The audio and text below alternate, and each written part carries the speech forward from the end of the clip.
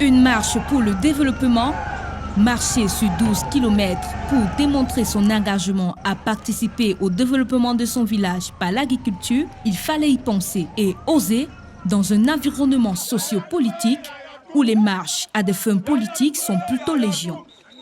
Les populations des villages de Kédia et Ediolomo de l'arrondissement de Bokito, dans le département du Mbam et Inubu, région du centre, ont inscrit cet événement nouveau dans l'histoire ce 16 août 2019 sous la houlette de leur jeune président de comité de développement. Une première dans le milieu rural camerounais. Oui, une première depuis 36 ans. 36 ans. Je crois que le président Besigye et moi nous sommes mis pour pouvoir faire des choses ensemble et que ces choses-là marchent bien. Nous voulons passer un message au travers de la marche. C'est manifester notre volonté à nous développer nous-mêmes.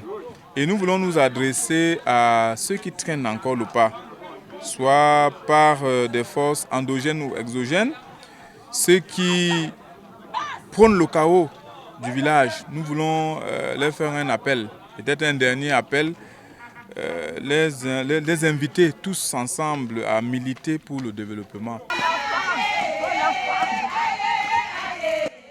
Coup d'essai, coup de maître des organisateurs au regard de l'adhésion massive des populations.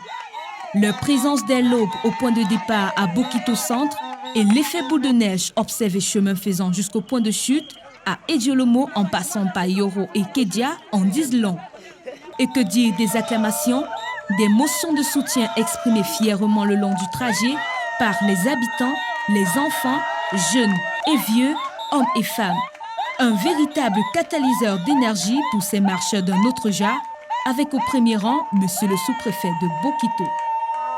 Pendant que nous marchions, nous avons constaté que les populations étaient alignées les abords de route pour admirer cet exercice.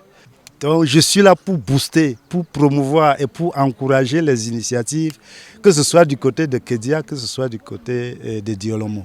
C'est important. Des poses de décontraction des muscles, des chants, de la danse bafia au rythme des tam-tams. Quoi de mieux pour transformer le soleil et la chaleur qui se faisaient déjà sentir en énergie et poursuivre fièrement le but. Car, il faut le signaler, au-delà du développement, l'objectif de cette marche paysanne était aussi de consolider les liens entre les familles de Kédia et Ediolomo, raviver la flamme d'amour qui avait cessé de brûler dans les cœurs depuis belle lurette. Il n'en fallait pas plus pour séduire les autorités traditionnelles et renforcer leur détermination à accompagner la nouvelle dynamique. Je suis convaincu que le village s'est levé pour le développement.